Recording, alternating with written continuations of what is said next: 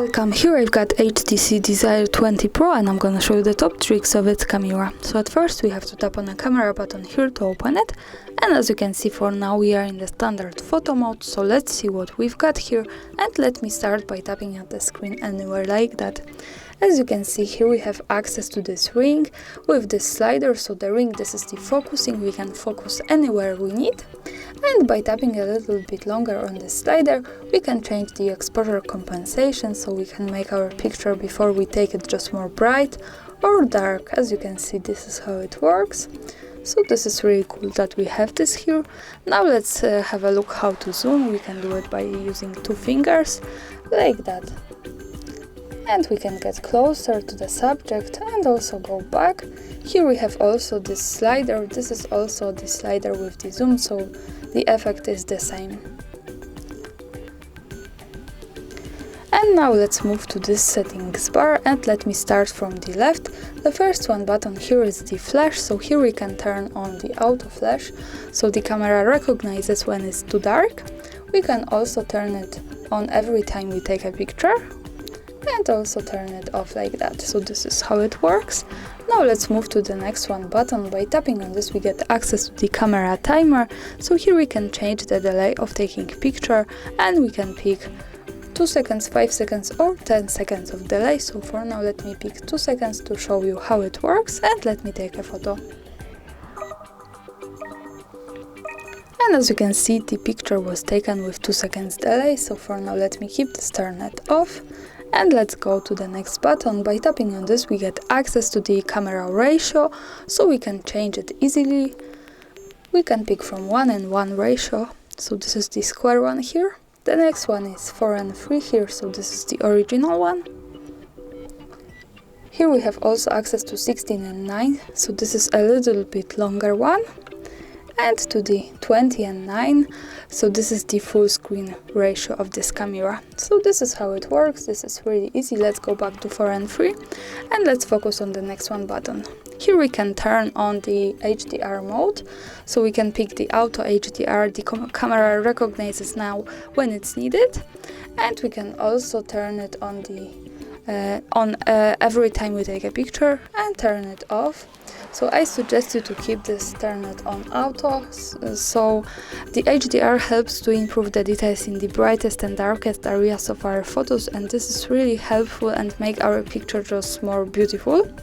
So I recommend you to have this.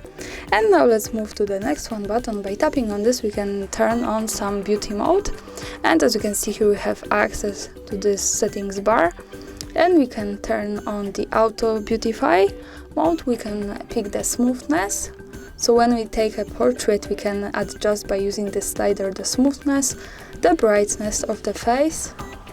Also we can check if our face is too big or too small here, and we can adjust the view of our eyes. So this is how it works. For now let me keep this turned off, and let's go to the next one button here. This is the last one, but here by tapping on this we get access to other modes of this camera. So we can change the standard photo mode to others. We can pick panoramic, 48 megapixels, which is the best possible quality of this camera, wide angle, macro, QR code, and the video mode. So this is a lot. I'm not going to speak about all of these modes now. I suggest you to making experiments with that and just have a good fun.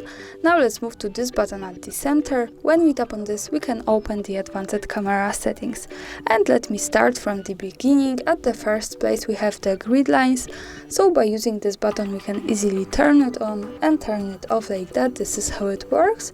So let me keep this turned on, and let's go back to the camera, and as you can see it shows us these lines. This is useful when we want to use the rule of thirds in photography and making experiments with composition.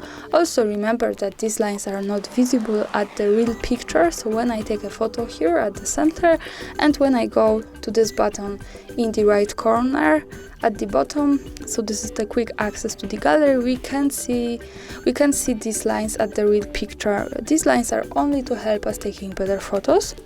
And of course when we don't need it we can easily go back to the settings in the right corner, tap again on this button, tap on this option, so now this is turned off and these lines are gone.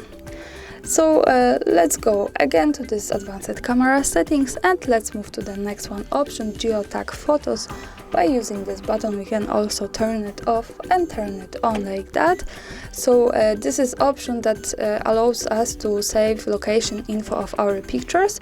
And also here important information is that to make it work correctly we have to be connected with the internet, for example the Wi-Fi, and we have to turn on the location of this device.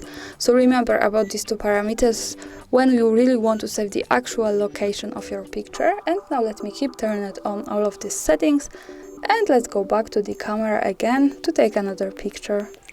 Now let's move again here to the right corner at the bottom to the gallery. So this is the picture I've taken, and to check its location we have to just simply slide a little bit up. As you can see here we have the location with maps. So greetings from Krakow, this is how it works. So for now let's go back to the camera and to these settings again, and here. And let me focus on the third option here, this is the shooter sound.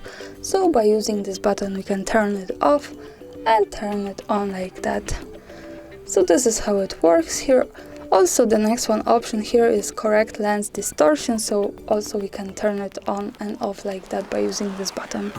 And now let's move to the camera options here. By tapping on this we can get access to touch to capture. So this is one of my favorite functions in the smartphone cameras.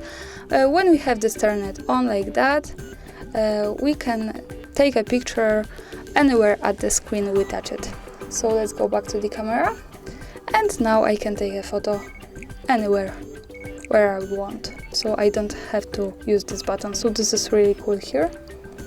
So let's go back again to the settings, and let's move to the volume button options. So by tapping on this we can change what the volume buttons do with cooperation with the camera. So the volume button in the standard use with the smartphone adjusts the volume, and with the camera we can pick from volume, capture or zoom. So for now let me pick capture, for example, to show you how it works. And let's go to the camera again. As you can see, now let me tap on these buttons and we can take a picture easily by tapping on this now. So this is also a really cool option to take a picture.